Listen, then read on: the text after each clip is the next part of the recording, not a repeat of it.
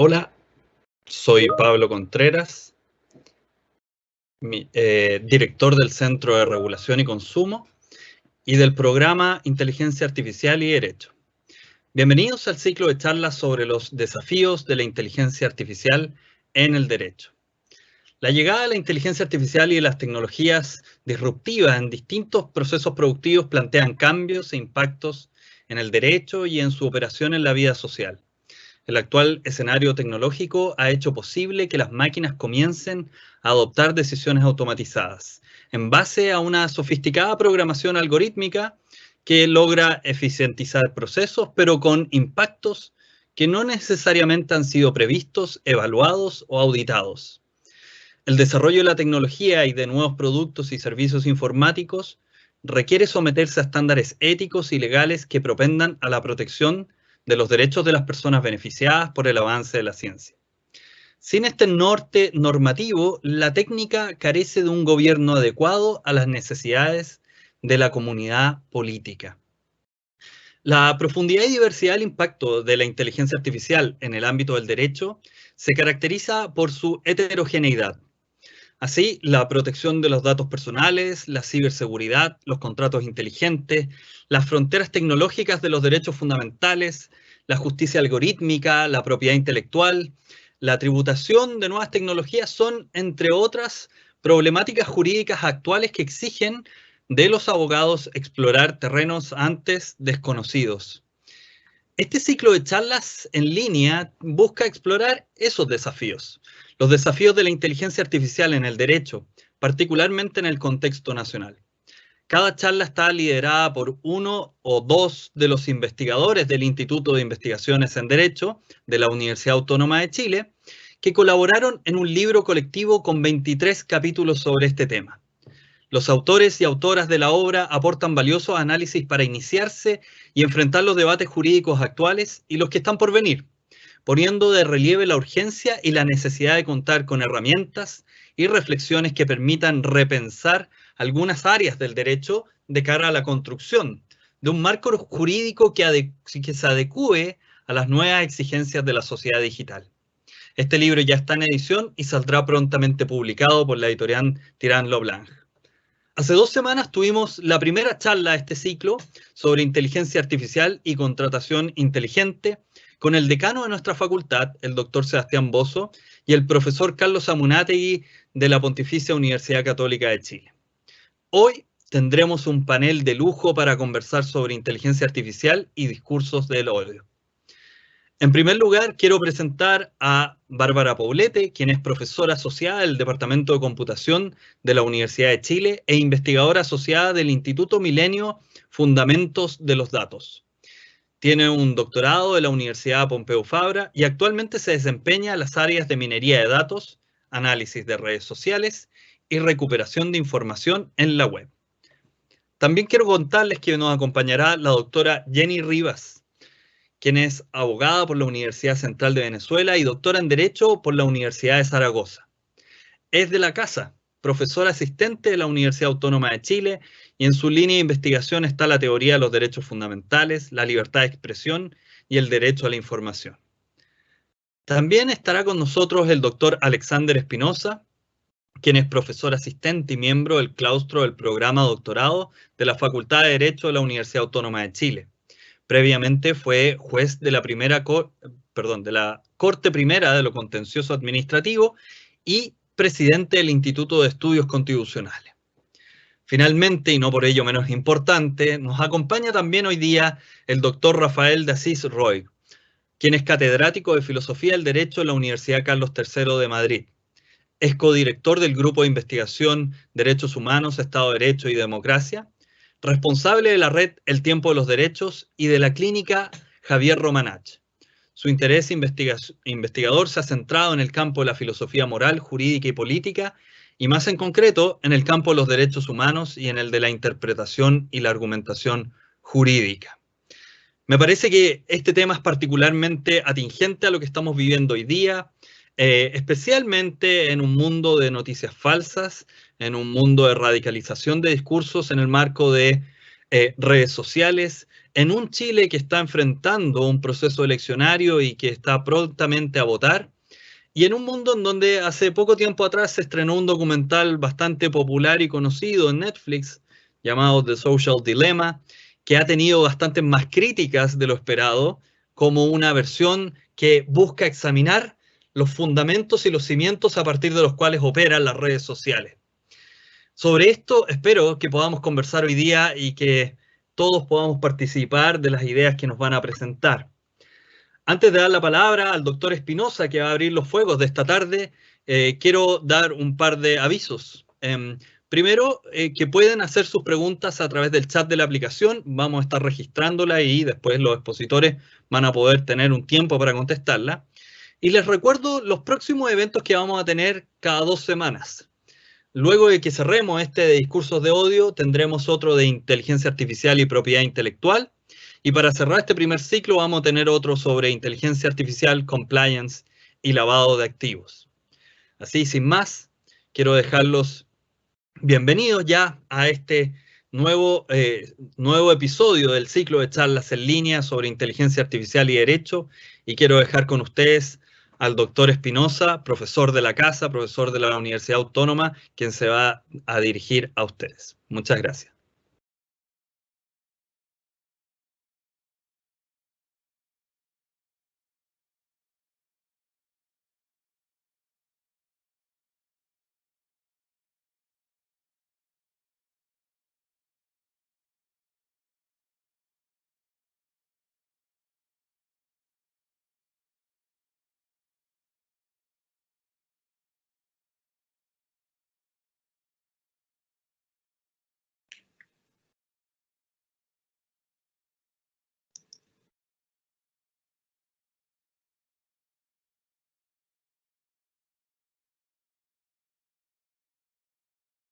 Perdona, Alexander, estás muteado. Tienes que activar tu micrófono.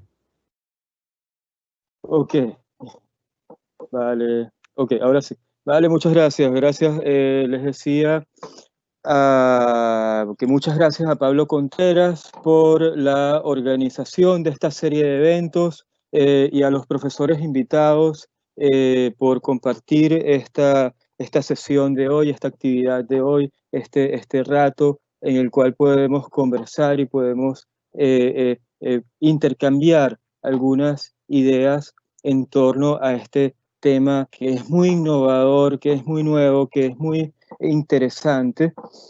Yo voy a hacer una presentación introductoria que espero sirva un poco de contexto para la participación de los ponentes que tenemos hoy. Yo voy a hablar de una legislación alemana, de una iniciativa alemana que se utiliza mucho como ejemplo, de la cual se hace mucha referencia cuando se habla de regulación de redes sociales. Y es interesante porque coloca en manos de los propios prestadores del servicio el tema de la regulación del contenido. Es una ley que deja a cargo del proveedor de servicio de redes sociales la posibilidad de eliminar, la posibilidad de recibir un reclamo por parte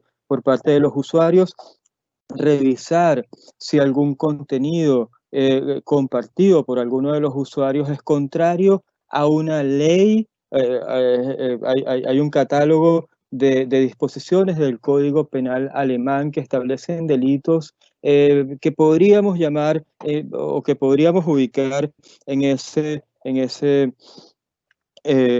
denominación general de discurso de odio. Es decir, son tipos penales establecidos en el Código Penal que tratan de proteger. Generalmente el bien jurídico protegido en estos casos es la paz pública, pero también se alude a otros bienes jurídicos como la honra, el honor, la dignidad humana incluso, etcétera. Y también como denominador común, pues en todos estos casos, la limitación, el derecho fundamental afectado por estas normas penales, pues es la los derechos de comunicación, el derecho a la libertad de opinión y a la libertad de información, especialmente. Obviamente también está el tema de la libertad ideológica, la libertad de cátedra, libertad científica, etcétera, pero todo esto en el contexto de estos derechos de comunicación.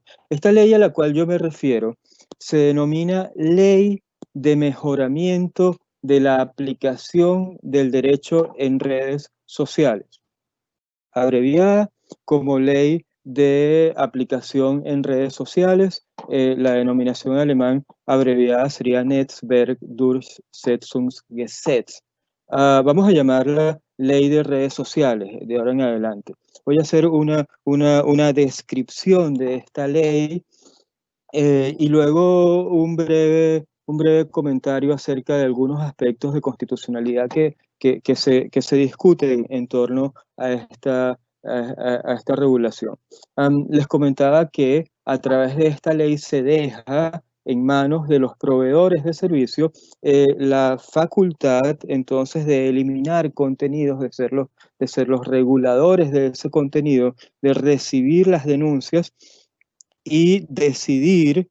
Debería ser en manos de un grupo de expertos, pero también para ello se utiliza obviamente la inteligencia artificial y decidir entonces en qué casos se considera que alguno de estos contenidos infringe una disposición de las normas a las cuales se remite expresamente en el Código Penal. Sin embargo, nosotros que hemos estudiado estas disposiciones del Código Penal, sabemos que su aplicación y su interpretación es tremendamente compleja.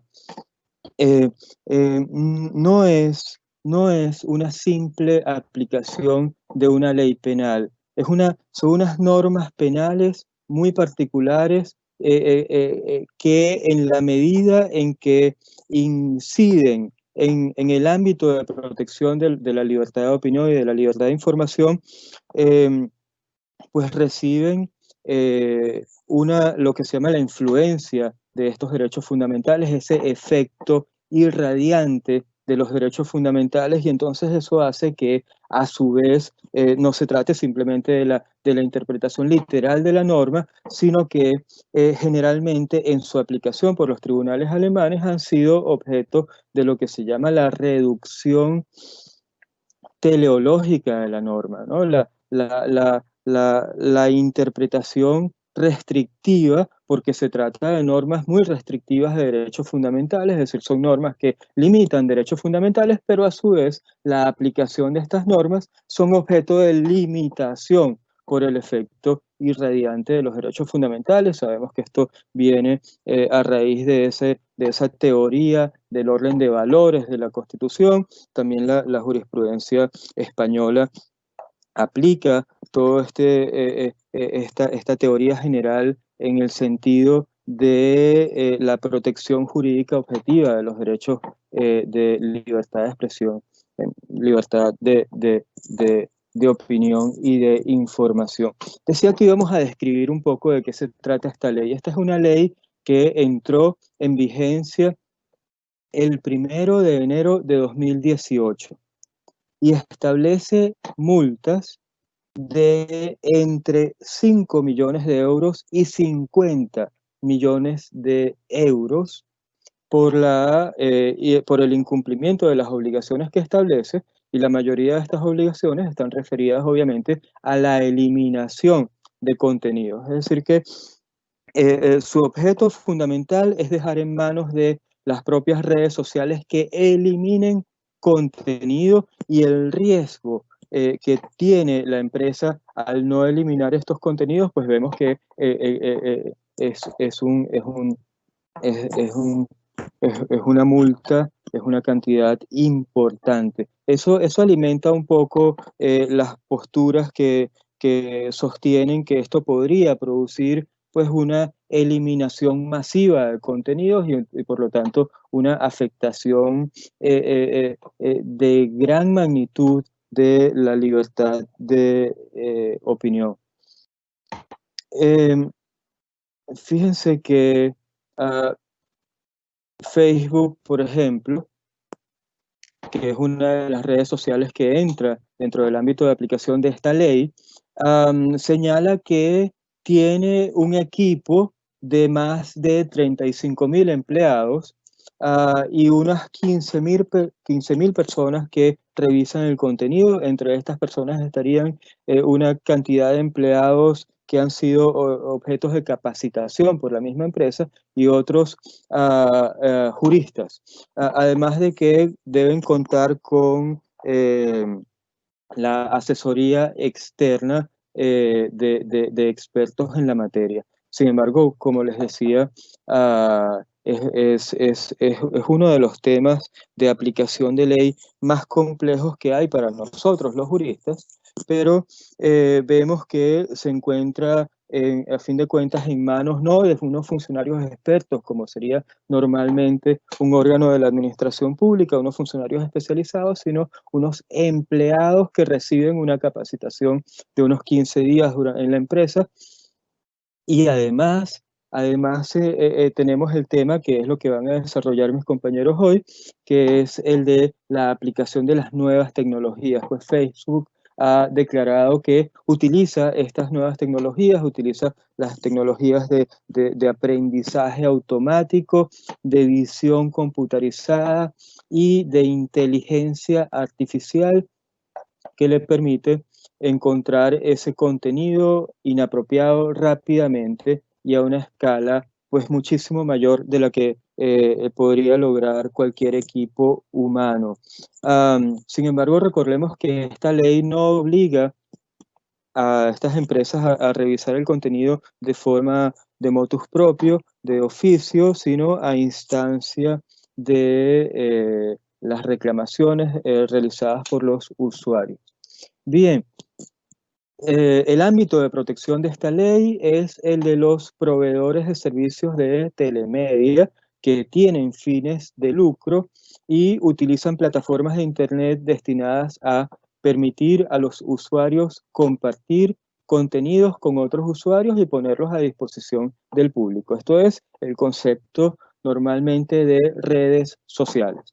Esto quiere decir que no entran dentro de este contexto plataformas tales como las de corte periodístico o editoriales, y tampoco aquellas que están destinadas a distribuir contenidos específicos. También se excluyen redes sociales con menos de 2 millones de usuarios registrados en Alemania. Es decir, el elemento determinante de la aplicación de esta ley alemana no es que la empresa tenga su sede en Alemania, porque se aplica obviamente a cualquiera de las redes sociales, solamente con el requisito de que tenga por lo menos 2 millones de usuarios registrados. Estas empresas entonces, si no tienen su domicilio en Alemania, pues entonces estarán obligadas a designar un representante en Alemania que se encuentra entonces facultado para recibir notificaciones, para relacionarse con los órganos de investigación criminal que piden información a las redes sociales. En estos casos, estas redes sociales tienen un deber de dar respuesta dentro de 48 horas. Decíamos que la ley en realidad es muy breve, son unos 7, 8 artículos. Luego de describir su ámbito de aplicación, pues alude a las normas del Código Penal alemán que establece estos delitos. Decíamos que se podrían ubicar la mayoría de ellos dentro de la categoría de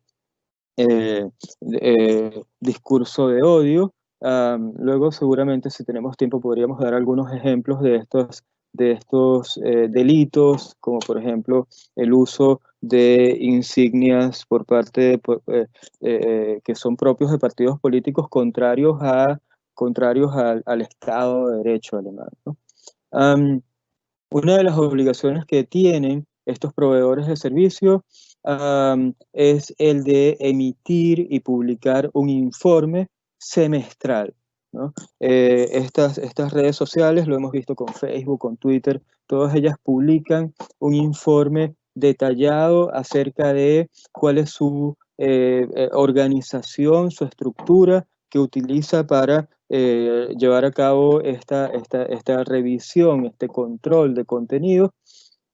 ¿Cuáles son esos mecanismos utilizados? ¿Cuáles son los criterios de decisión? Aunque cuando revisamos los informes no encontramos ninguna relación con el tema tan importante de la protección de la libertad de expresión o algún detalle de criterios de aplicación de este tipo de normas penales o de interpretación de este tipo de normas penales, que como hemos dicho, es muy complejo hacerlo a la luz de ese principio de reducción teleológica por parte de los derechos fundamentales. Pues bien, ese informe debe contener números de reclamos recibidos, de trámites realizados, etc.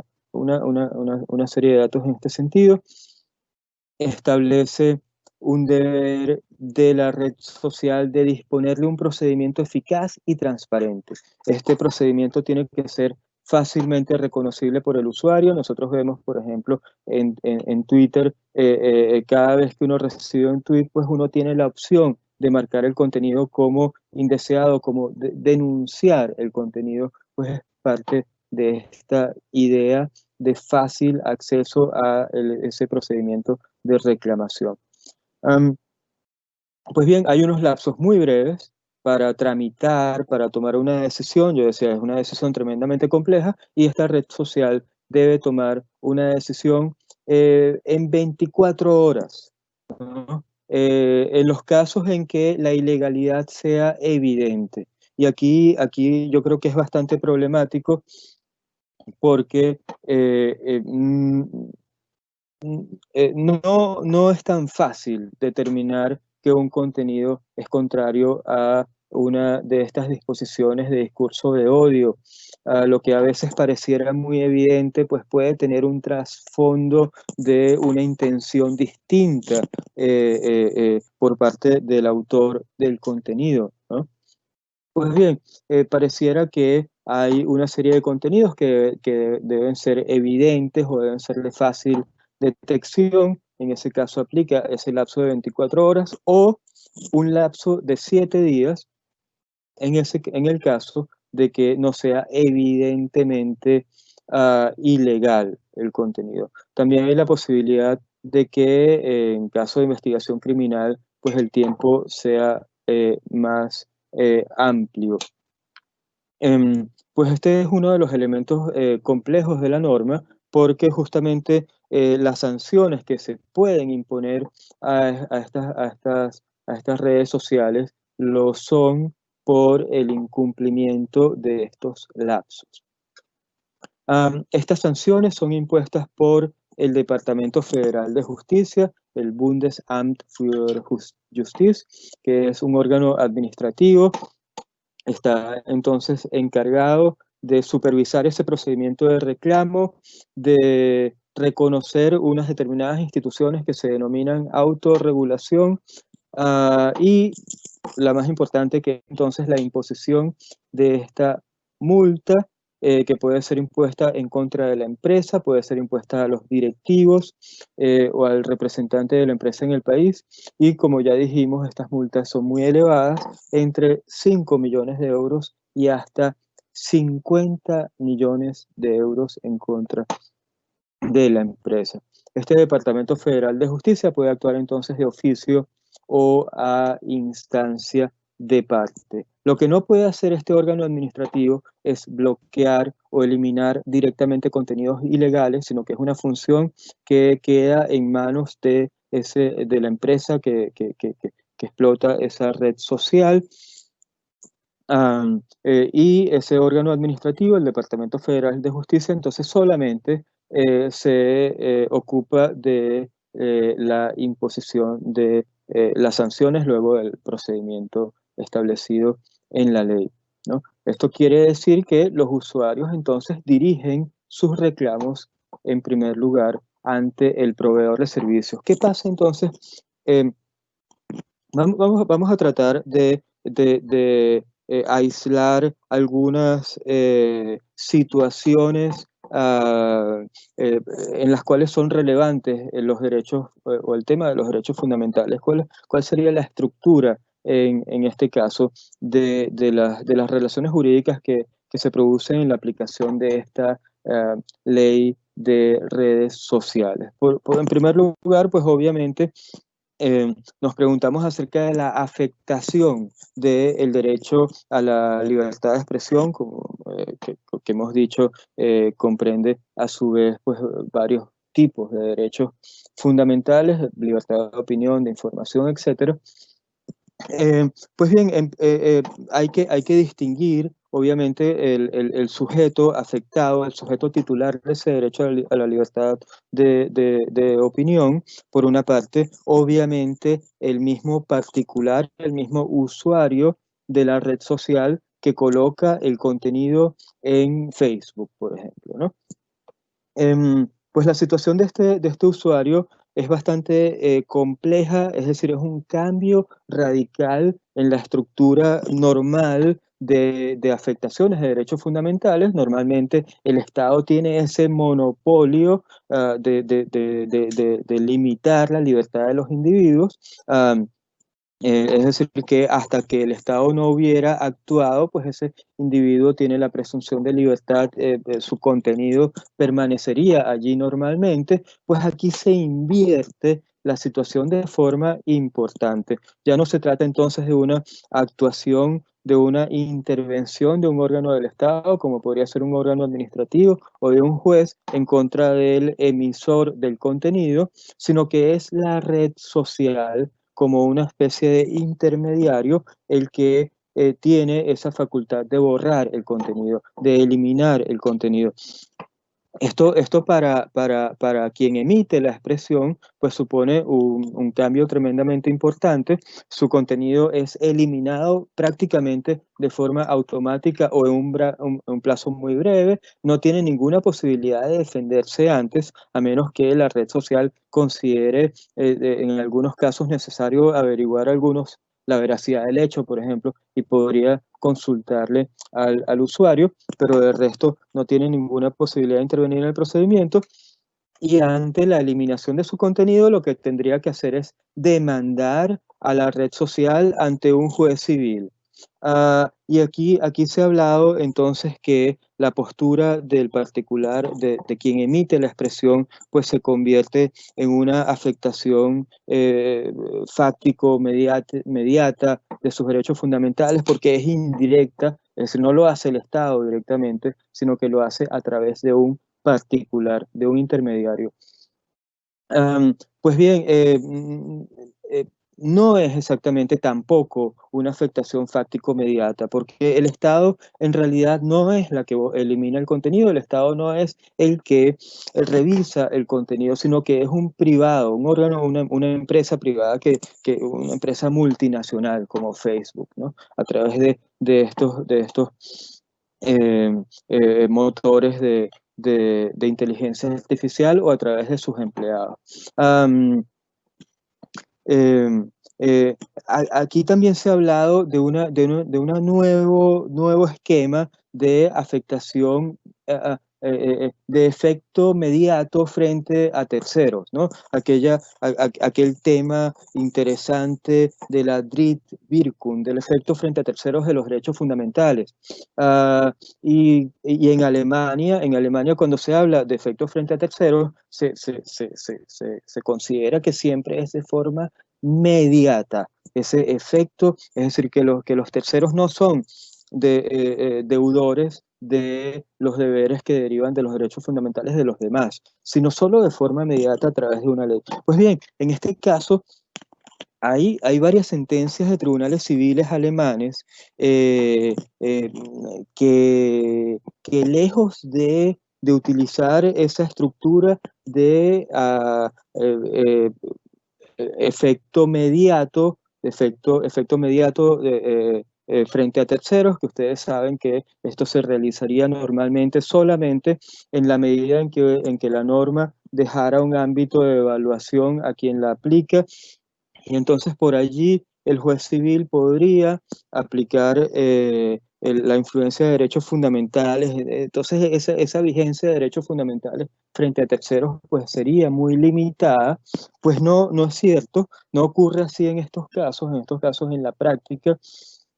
La jurisprudencia civil alemana es bien interesante porque ha dicho incluso que Facebook tiene que interpretar sus propias normas internas a la luz de los derechos fundamentales, ¿no? Entonces es un efecto irradiante de derechos fundamentales, ya no en una ley penal como estamos acostumbrados nosotros, sino son efectos irradiantes de derechos fundamentales en regulaciones internas de una empresa.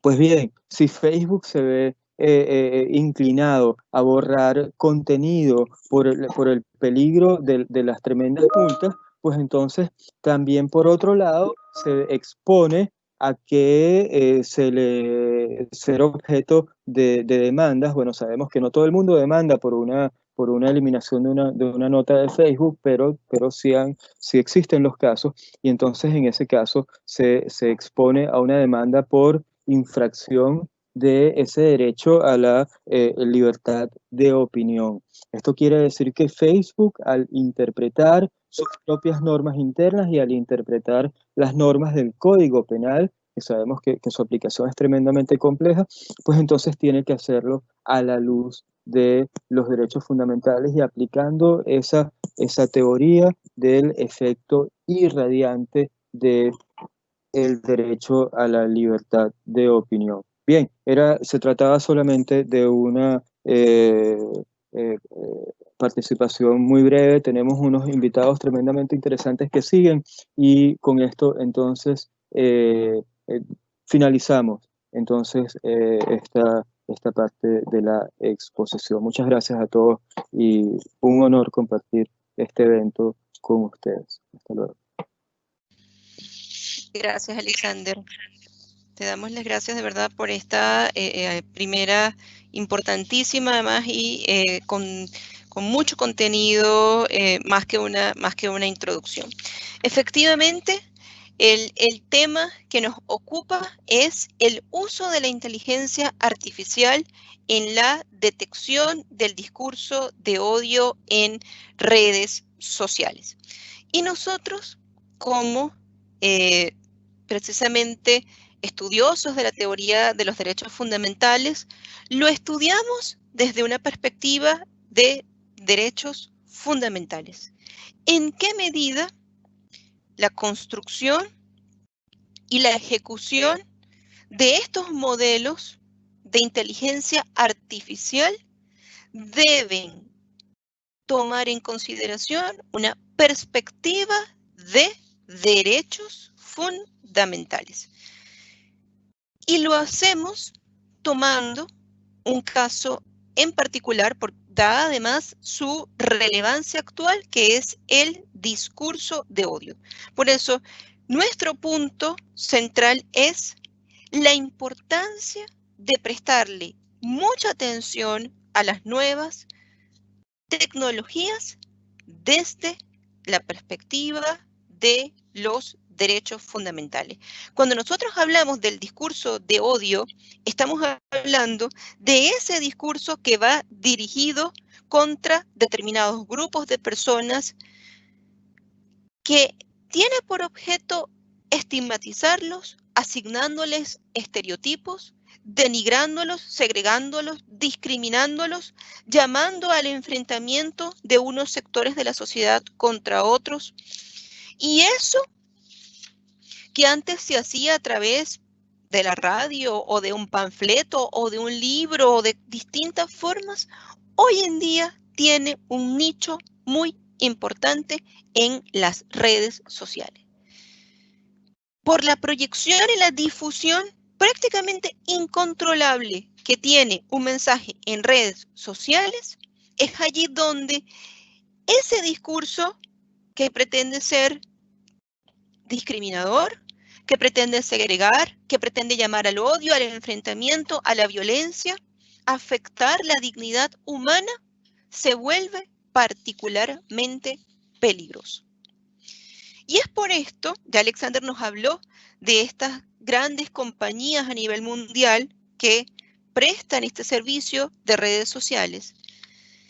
Y es por esto que en distintas partes del mundo, y el ejemplo europeo particularmente importante para los latinoamericanos como un modelo un poco de experiencias de lo que podemos nosotros hacer también, se impone la necesidad de regular esas redes sociales. Solo que el problema está aquí en que si bien reconocemos, hay un problema con el discurso de odio, no existe un Estado, no existe una parte del mundo que pueda decir estamos libres de este discurso de odio, porque el discurso puede variar. En un caso es contra los judíos, o en otro caso es contra los homosexuales, o en otra cosa es contra un grupo étnico en particular. Les cuento como una anécdota aquí que me llamó poderosamente la atención en la Deutsche Welle, el caso de un monje budista, que todos tenemos la imagen de una persona extraordinariamente pacifista, y llamaba a un discurso discriminatorio contra el pueblo de los Rohingya en la Birmania, ¿no? Y ahí es cuando nos damos cuenta que no existe un territorio que esté excluido de la posibilidad de este discurso de odio y de lo grave y peligroso que puede ser el mismo. Entonces, las redes sociales, frente a esta circunstancia, se ven en la situación de que los estados progresivamente han comenzado a tratar de regular la responsabilidad de esas redes sociales frente a la necesidad de moderar, de limitar estos mensajes. Pero, y lo decíamos al principio, es tal el volumen de mensajes y es tal la difusión y el hecho de que el mensaje que transmito yo aquí en Talca, donde estoy en Chile, pues se difunde en una unidad de tiempo cortísima a una cantidad incontable de personas y por lo tanto el control humano se hace corto ante esa difusión. El papel de los moderadores en las redes sociales se hace corto porque si bien evidentemente también se utiliza la figura del moderador, es necesario el uso de otras herramientas que nos ayuden en el combate contra este discurso de odio. A tales efectos, también estas empresas de prestadoras de redes sociales, Twitter, el Facebook, el propio WhatsApp, y también YouTube, que aunque no es una red social en el sentido estricto de la expresión, funciona de alguna manera y se comporta también como redes sociales. Han desarrollado iniciativas como han desarrollado con bastantes pocos efectos, pero han tomado una serie de medidas para tratar de aminorar y controlar los efectos de estos discursos de odio, de estos mensajes que pueden ser particularmente nocivos y sobre todo cuando ellos se constituyen en llamados directos y precisos a actos de violencia. Pero esta imposibilidad es la que nos coloca en la situación de la necesidad de utilizar inteligencia artificial, que está en muchísimos ámbitos de nuestra vida ya, en el ámbito bancario, en el ámbito de la salud. Bárbara luego nos los podrá comentar con mucho más precisión y rigor que yo, pero el hecho es que esto está en distintos ámbitos de nuestra vida y puede ser particularmente positivo. Por eso a mí me gusta trabajar esta perspectiva en principio, entendiendo que la inteligencia artificial, lo que ella implica, puede ser particularmente útil para el propio ejercicio de los derechos fundamentales.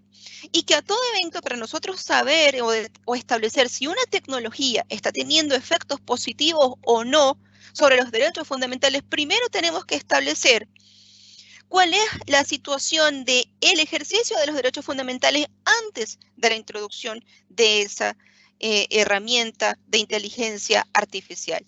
Y luego poder evaluar en qué medida esa introducción de esa inteligencia artificial está produciendo lo que nosotros llamaríamos una afectación en el ejercicio de ese derecho fundamental, en las conductas que están amparadas por el ámbito de aplicación de ese derecho fundamental. Entonces, tenemos una serie de modelos que nos ofrece la inteligencia artificial para tratar de controlar, en el sentido de que puede detectar estos mensajes odiosos y eliminarlos de estas redes sociales. El problema está en que jurídicamente ya es bastante complejo para nosotros establecer qué es discurso de odio, que requiere, hay algunos casos en los que son evidentes, obvios, pero hay otros casos en los que requerimos de una interpretación, porque estamos utilizando la palabra nazi, o estamos utilizando la palabra negro, o estamos utilizando la palabra gay, pero lo estamos utilizando en un sentido, a lo mejor, como una interpretación en contrario, o queremos dar un mensaje precisamente crítico, o estamos utilizando una frase que en principio es odiosa, pero la estamos usando en un sentido sarcástico o como crítica.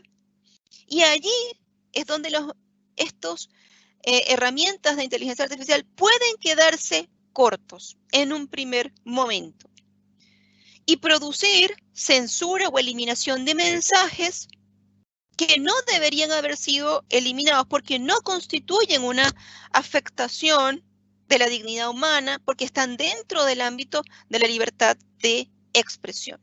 Pero el otro gran problema que queremos apuntar en cuanto al uso de esa inteligencia artificial, que reconocemos sus grandes beneficios para este combate, porque los humanos nos quedamos cortos ante la difusión de estos mensajes para poder controlarlo, es el tema de los datos. Estos modelos se construyen en función de unos datos. Y el problema está en cuando esos datos tienen lo que conocemos como un sesgo. Existen una serie de investigaciones desarrolladas por la Universidad de Washington o la Universidad de Pittsburgh, o inclusive también un estudio de la Universidad de Cornell, en donde se establece cómo, en el caso, por ejemplo, de los tweets de inglés afroamericano, tienen el doble de probabilidades de ser etiquetados como ofensivos en comparación con otros. ¿Por qué? Porque el tema está aquí en los datos que se han suministrado a esa inteligencia artificial, a esos programas, para que detecte mensajes como odiosos o como violentos. Esos datos en sí mismos son susceptibles de sesgos, porque los datos los ofrecemos los humanos a través de distintas vías. Y allí es donde se produce uno de los primeros cuestionamientos al uso de inteligencia artificial para la detección de este discurso de odio. También el caso de el estudio de la Universidad de Cornell nos dice que los modelos de inteligencia artificial utilizados para el procesamiento de discursos fueron entre 1,5 y 1,7 veces más proclives a marcar los tweets como sexistas cuando eran posteados por afroamericanos en relación con los escritos por blancos. Y así sucesivamente, yo he ido estudiando el tema del sesgo en los datos y cómo esos sesgos en los datos pueden o bien producir afectaciones en el ejercicio de derechos fundamentales que no existían hasta el momento de la introducción de la inteligencia artificial, o profundizar situaciones de segregación discriminación que ya existían antes de la inteligencia artificial y que se profundizan con la introducción de la inteligencia artificial. Por eso, nosotros estamos evidentemente a favor de que la tecnología mejore y que cada vez nos sirva como herramienta a los seres humanos para combatir este tipo de situaciones o para ayudarnos en muchos otros ámbitos en los que se utiliza la inteligencia artificial, pero es muy importante el tema de un trabajo en conjunto entre especialistas en las ciencias informáticas, juristas, sociólogos, comunicólogos, para que en conjunto podamos establecer la mejor forma con el uso de la tecnología en el combate de esto que se convierte en otra pandemia que no la hemos visto, como es la difusión de mensajes odiosos o de noticias falsas y el grave daño que ello puede ocasionar. Gracias por su atención y dejo en el uso de la palabra al profesor Rafael de Asís Roy. Adelante, profesor. Bien, muchas gracias. Buenas tardes. Yo sí que quería o quiero comenzar mi intervención pues agradeciendo la invitación a la doctora Rivas, al doctor Espinoza, también la presentación a Pablo Contreras y en definitiva a la Universidad Autónoma de Chile para participar aquí en este evento. Participar además en un evento sobre un tema muy interesante y que ya de las dos intervenciones que hemos podido escuchar pues se habrá podido ver que es un tema complejo, con muchas aristas, ¿no? Y que plantea unos retos muy interesantes para todos los que nos dedicamos al mundo jurídico. Realmente la inteligencia artificial nos los plantea en general, ¿no? Pero probablemente cuando ésta se proyecta en cuestiones que tienen que ver con derechos humanos o en cuestiones como son las del discurso del odio, pues el interés se hace mayor. Realmente muchas de las cosas que tenía pensado decir, ¿no? Pues ya se han dicho, ¿no? Entonces yo voy a hacer un planteamiento muy genérico, ¿no? Porque yo creo que se han expuesto realmente o han aparecido ya, ¿no? Las cuestiones más interesantes o los retos que nos planteamos. Sí que quiero decir, y antes de iniciar mi discurso, que como digo va a ser muy general y voy a no sé, plantear algunas dudas sobre ciertas cuestiones, sí que quiero señalar, bueno, estamos en un ambiente predominantemente jurídico, pero sí que quiero que seamos conscientes, ¿no? Yo creo que esto es un buen mensaje, lanzar que cuando hablamos del discurso de odio, el derecho es una herramienta importante, pero probablemente no sea la herramienta definitiva, ¿no? Yo creo que el discurso del odio se combate con educación, ¿no? Con formación, con educación en derechos humanos, ¿no? Y bueno, ahí está el derecho, que puede ser una herramienta para solventar determinados problemas, pero realmente el discurso de odio yo creo que se combate así. Dicho esto, básicamente mi intervención un poco iba a generar, o sea, o iba a plantear dos preguntas, ¿no? Por un lado es si se debe utilizar la inteligencia artificial, ¿no? Para identificar el discurso del odio. Y una segunda pregunta sobre con qué requisitos, ¿no? Yo creo que ya se ha planteado esto, ya se ha hablado sobre esto. Yo creo que este problema, si se debe utilizar la inteligencia artificial en este marco y con qué requisitos, debe tener en cuenta algunos presupuestos. Muchos de ellos, de nuevo, se han dicho, ¿no? Y yo solamente enumeraré, ¿no? Hay que ser conscientes, o sea, cuando si nos planteamos esta cuestión, utilización de la inteligencia artificial en la lucha o en la determinación, si se quiere, en la identificación del discurso del odio, bueno, hay que ser conscientes, en primer lugar, que el lenguaje es muy importante cuando luchamos contra la discriminación, ¿no? Y contra las situaciones de vulnerabilidad, porque en ocasiones, bueno, se tiende a hacer una leve, algún tipo de crítica o a minusvalorar, ¿no? Algún tipo de crítica a este tipo a la persecución de este tipo de discurso, ¿no?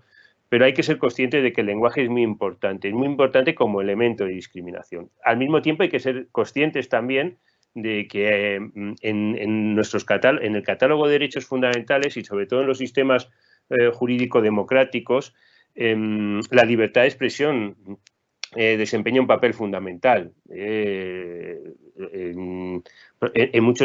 muchos casos, ¿verdad?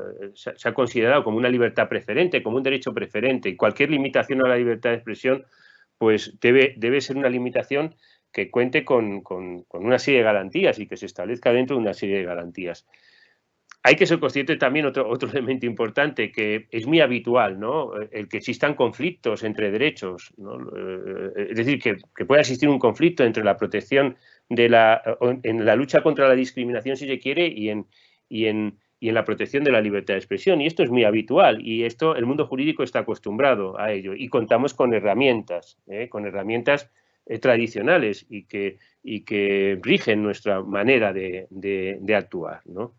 Y también se ha dicho, es importante ser consciente de que la distinción público-privado en materia de derechos es una distinción problemática en cuanto a su satisfacción. Es decir, problemática en el sentido de que los derechos están presentes en el ámbito privado y en el ámbito público, ¿no? Y esto lo debemos siempre subrayarlo. Pero esto adquiere otro cariz o adquiere una proyección diferente cuando de lo que se trata es de garantizar los derechos. Y aquí ya se habrá visto como en esto que estamos tratando, que sobre todo estamos tratando, que el papel que desempeñan las redes sociales a la hora de perseguir, vamos a decirlo así, el discurso del odio. Ojo, porque si estamos en un conflicto de derechos, dejar esto en manos privadas, esto es problemático, o puede resultar problemático, ¿no? O igual lo que hay que hacer es conseguir, o hacerlo dentro de unas determinadas garantías.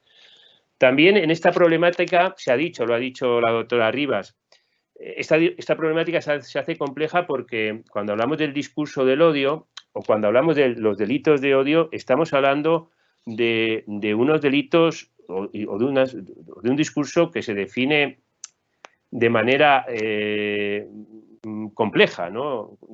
Nosotros hablamos del delito de odio como un delito de peligro abstracto, como un delito en el que se habla o se determina a través de parámetros indiciarios, ¿no? De un discurso en donde entra el juego el estigma, en donde se habla de motivación, bueno, de una serie de parámetros que hacen compleja su determinación.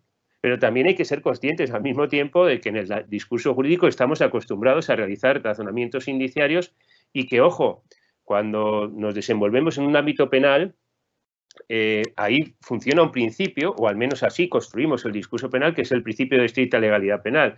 Y entonces debemos tener muy claro, ¿no?, lo que es un delito de lo que no es. O en teoría así construimos el discurso jurídico, ¿no? Dicho esto, al final, determinar si un discurso entra dentro del discurso de odio o no entra, al final es una decisión. Lo que tomamos es una decisión, que decimos que sí entra o que no entra. Y esto, decidir, es algo también que estamos acostumbrados en el ámbito jurídico, ¿no? Decidimos y lo que hacemos en el ámbito jurídico es justificar la decisión, justificar el contenido de la decisión, y también nos tomamos muy en serio en el ámbito jurídico, porque esto es un problema importante, quién es el que toma la decisión, en manos de quién dejamos la decisión, ¿no? Y aquí entonces ya aparece, ¿no?, la cuestión de la inteligencia artificial. Bueno, podemos dejar en manos de una máquina esta decisión, de una máquina además que es propiedad de quién, ¿no? Bueno, pues esto es la cuestión que tenemos que decir. Para mí, mi opinión al respecto, yo no tengo ningún problema en dejar esto en manos de máquinas, lo digo, bueno, yo que estudio mucho cuestiones de argumentación jurídica, bueno, lo que yo le voy a pedir a la máquina es que me haga público, digamos, su razonamiento, que me exponga sus razones, y eso es lo que hay que exigir a la inteligencia artificial: transparencia en los algoritmos y explicación del funcionamiento de los algoritmos, para que esa decisión sea una decisión justificada. ¿Qué datos? ¿Cómo se están utilizando? Si esto además está en manos de una empresa privada, pues le tendré que pedir eso. Es decir, no me podrá alegar que tiene no sé, que tiene que esta es la propiedad intelectual o que esto es una información que está patentada. No, si se quiere, sobre todo en el ámbito de lo público, en el discurso de lo público, que es el discurso de los derechos, si estamos hablando de cuestiones de derechos, lo que tendrá que hacer es contarme, ¿no? Contarme cómo funcionan los algoritmos, cuáles son los datos que ha utilizado. Pero al final su razonamiento, digamos, la decisión va a ser muy similar a la decisión que tomaría un humano. O yo la tendré que examinar desde los mismos parámetros. Y luego, y ya termino, y luego está la cuestión de, bueno, que decía, bueno, vale, lo podemos dejar en manos de una máquina, yo ya le digo, no tengo ningún problema, siempre y cuando igual que un juez o un funcionario me explica y me justifica sus decisiones, lo que yo le voy a pedir a la máquina, hágame pública su explicación y su justificación, y quizás lo hará mejor, igual lo hará mejor que los humanos, lo tendremos que ver. Luego ya sí que está la cuestión de la propiedad de esa máquina, ¿no? Dicho de otra manera, si esto, como ocurre, ya lo ha expuesto el doctor Espinoza y también ha hecho referencia a la doctora Arribas, bueno, si esto, claro, son los propietarios, las empresas, ¿no? Las compañías propietarias de las propias redes sociales las que pueden limitar, teniendo en cuenta que en la actualidad las redes sociales forman parte del discurso público, ¿no? Yo creo que los sistemas políticos actuales, las redes sociales desempeñan ahí un papel. Y entonces, y esta cuestión, y ya termino, pues esta cuestión también es una cuestión pues problemática. ¿Y por qué es problemática? Porque claro, si estamos hablando de un discurso contra la discriminación y de un discurso de determinación de posibles conductas delictivas o de determinación de lo ilegal, yo creo que el que esto esté en manos de los privados pues choca mucho con la construcción de los derechos. Otra cosa es que no queramos construir esto desde el discurso del odio, pero si la justificación es discurso del odio, y pues esto, claro, esto forma parte en muchos casos, aunque podríamos establecer distinciones entre discurso de odio y delito de odio, pero esto al final forma parte de la maquinaria penal y de la maquinaria de protección de los derechos. Y los derechos no pueden quedar en manos, no pueden ser protegidos por empresas. Vamos a ver, ojalá las empresas privadas protegieran los derechos, ¿no? Pero claro, tiene que haber una supervisión y una garantía de lo público, vamos a decirlo así, en cuanto a la determinación de este discurso. Bueno, y con esto era lo que quería decir, ¿no? Como verán, son muchas dudas, pero más que resoluciones, pero sí que quería apuntar pues algunas de las cuestiones que me parece que desde el discurso de los derechos humanos plantean la intervención de la inteligencia artificial, que como decía la doctora Arribas, puede ser algo muy beneficioso, pero dentro de determinadas condiciones. Muchas gracias. Gracias, profesor Rafael de Asís Roy. Un honor. Y a continuación tenemos a la profesora doctora Bárbara Poblete, quien nos va a dar otra perspectiva. Ya hemos hablado los abogados y la doctora Bárbara Poblete nos va a ofrecer una perspectiva desde las ciencias de la informática y por ello la hemos invitado y es muy valioso para nosotros su opinión también sobre los temas que hemos conversado. La escuchamos, profesora.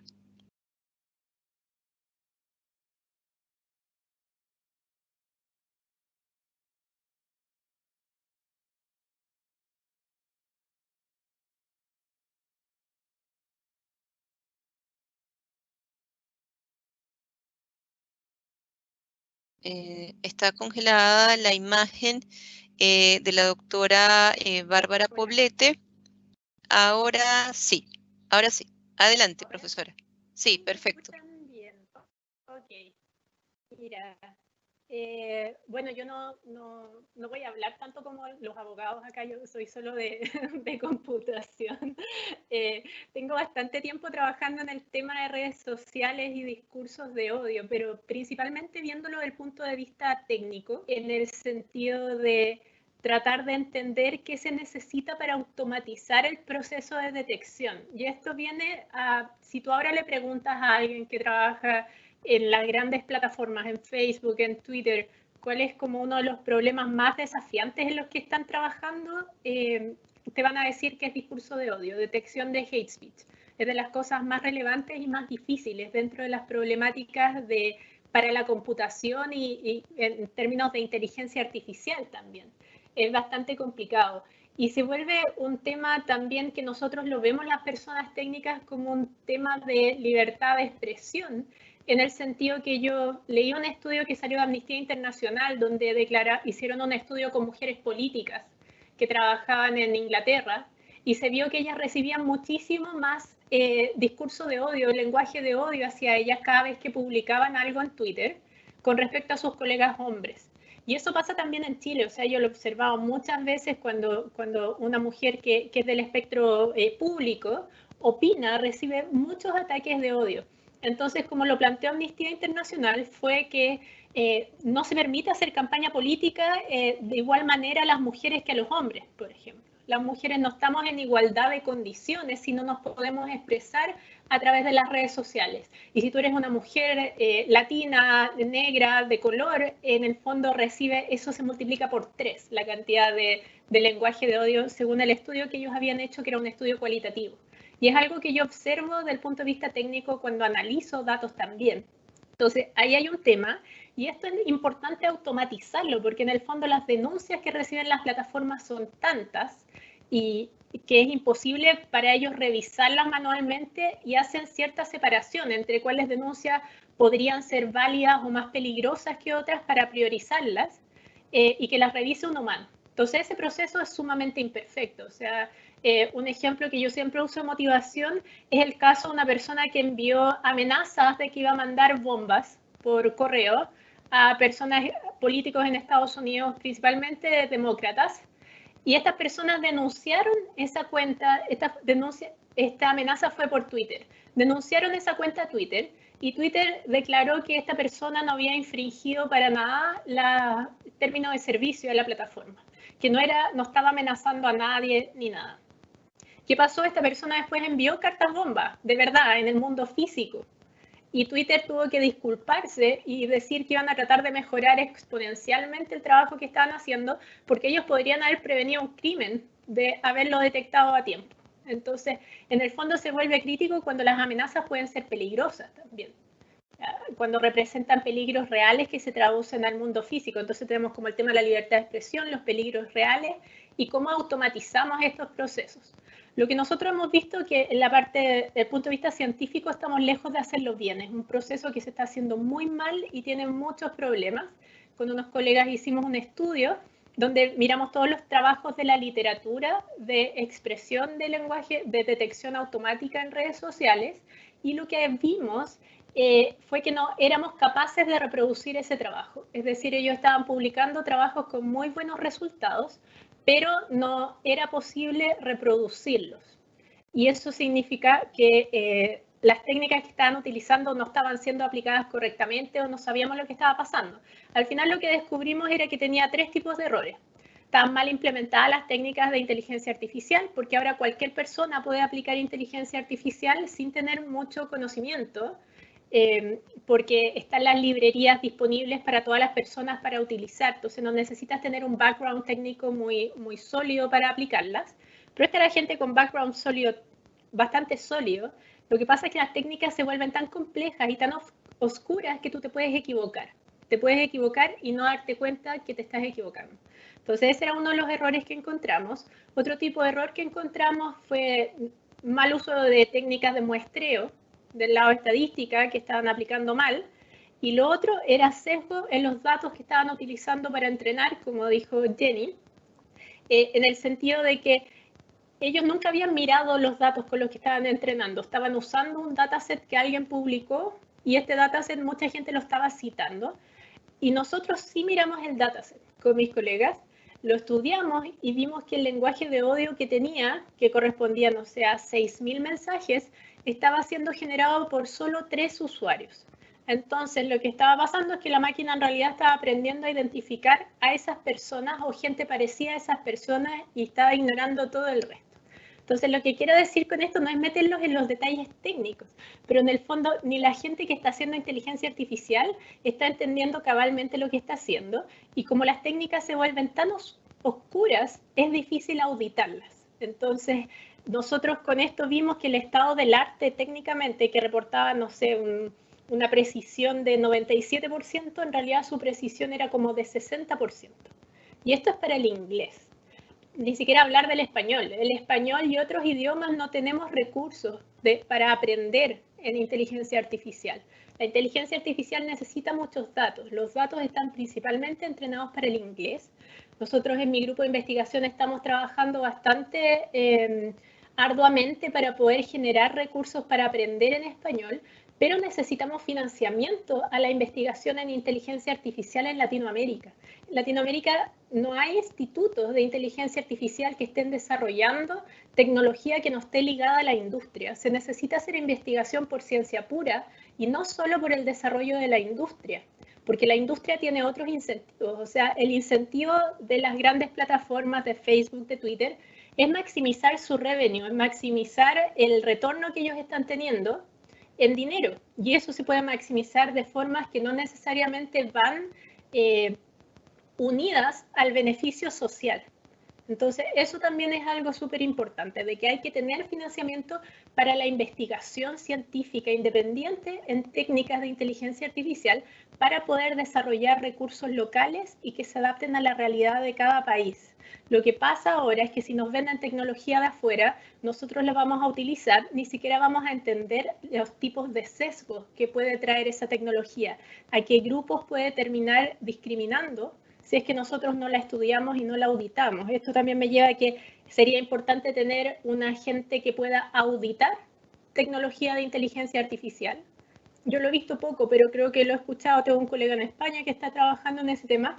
Cómo tenemos un agente que es autónomo, independiente, como una especie de contraloría, pero de inteligencia artificial. Antes de que se adopte una solución en Chile, alguien con conocimiento, un grupo con conocimiento técnico independiente, científico y multidisciplinario que pueda estudiar eso y ver cuáles van a ser los efectos que va a tener sobre la sociedad la aplicación de esa tecnología.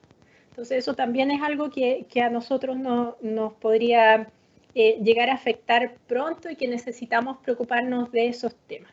Entonces creo que esos son como más o menos las cosas importantes que yo quería decir desde el punto de vista técnico. Pero yo creo que lo principal viene a ser que nosotros como latinoamericanos tenemos que empezar a tomar estas tecnologías como propias y adaptarlas. No podemos empezar a ser solo consumidores de inteligencia artificial porque nos va a terminar perjudicando muchísimo. Y eso va a requerir una inversión importante. Gracias, profesora. Nos resulta particularmente interesante su visión y su aporte. Para terminar, voy a hacer las preguntas. Tenemos una pregunta para el profesor Rafael de Asís Roy, donde nos dicen, profesor, ¿son las preguntas o las palabras, perdón, capaces de provocar daño? ¿Y hasta qué punto la limitación del lenguaje de odio puede ser considerado como una censura? Adelante, profesor. Bueno, si las palabras pueden provocar daño, pues probablemente exista un concepto, o manejamos un concepto subjetivo del daño, ¿no? Pero yo creo que está, o sea, el daño es algo muy personal, ¿no? ¿no? Podemos pensar que eso es así, pero es verdad que los seres humanos tenemos también una dimensión social y una dimensión de lo colectivo, ¿no? Yo creo que debemos también huir, ¿no?, de esa construcción de la idea del daño como algo exclusivamente individual, porque si algo nos define como seres humanos también es nuestra dependencia y el formar parte de.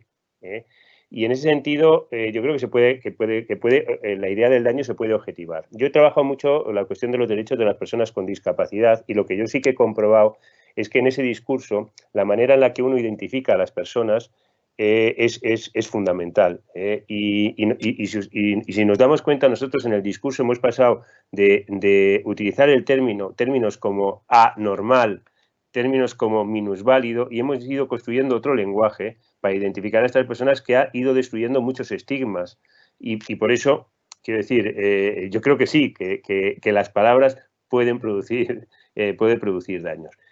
Y luego, creo que el discurso del odio puede ser una especie de censura, sin lugar a dudas. Claro que sí, depende cómo se controle, ¿no? Y depende cómo se actúe. yo creo que, pero esto tampoco nos tiene que echar para atrás, ¿no? O sea, yo creo que es muy difícil, claro que sí, es muy difícil al final resolver cuando estamos en presencia de un discurso del odio, y esto complica entonces la utilización por parte de la inteligencia artificial. Es que es muy difícil para los juristas, ¿no? Y entonces, pues para una máquina que no tiene formación jurídica, pues primero habrá que formar a la máquina, ¿no? Y habrá que darle los parámetros. Claro, esto es muy difícil, pero bueno, en el momento que lo construyamos y que construyamos un modelo que no sea contrario a los derechos, pues no podremos hablar de censura. Si no lo construimos bien, claro que sí. Y en ocasiones es verdad que se utiliza, ¿no? O se apela al discurso del odio pues para producir censura. Esto es así. Hay un uso político de eso, sin duda. Gracias, profesor. Para finalizar, tenemos una pregunta para la profesora Bárbara. Profesora, el tema de los sesgos. El hecho de que en estos temas de tecnología todavía son temas fuertemente influidos y con mayor presencia masculina, ¿no genera en sí misma la posibilidad de sesgos en cómo se construye esa inteligencia artificial, siendo que la influencia de las mujeres podríamos decir que es menor en esta construcción de modelos de inteligencia artificial? Sí, no es que podamos decir que podríamos decirlo, de verdad es menor. Se estima que la influencia que tienen las mujeres en la creación de tecnología debe ser alrededor de un 20%. Si estás considerando que somos más que la mitad de la población, es poquísimo y estamos siendo afectadas día a día por diseños que no han sido hechos para nosotras. Hay un libro súper bueno que...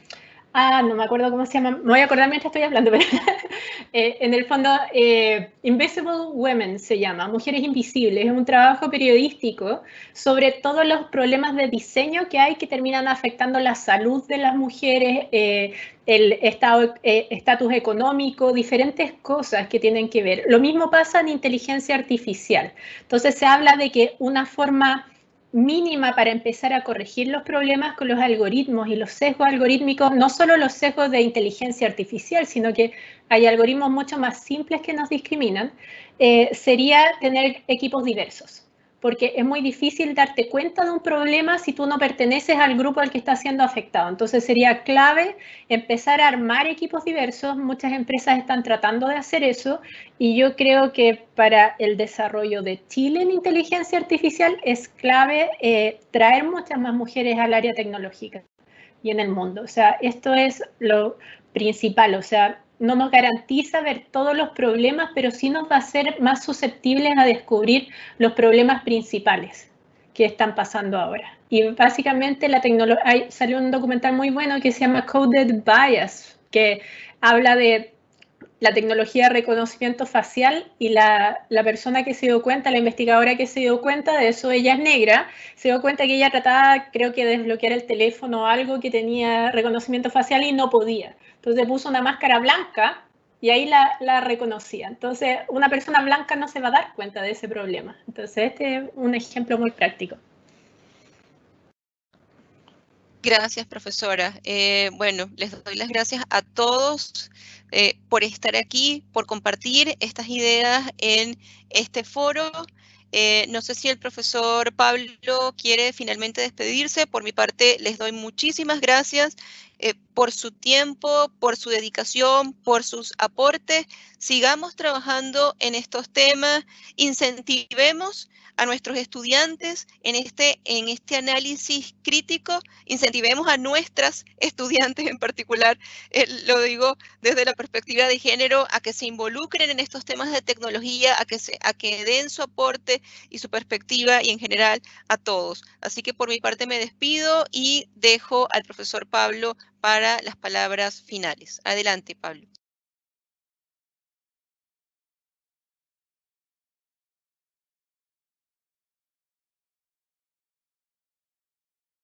Bien, a lo mejor Pablo tiene algún problema técnico, entonces hacemos la despedida de una vez y muchas gracias a todos y gracias por su participación. Hasta una próxima vez.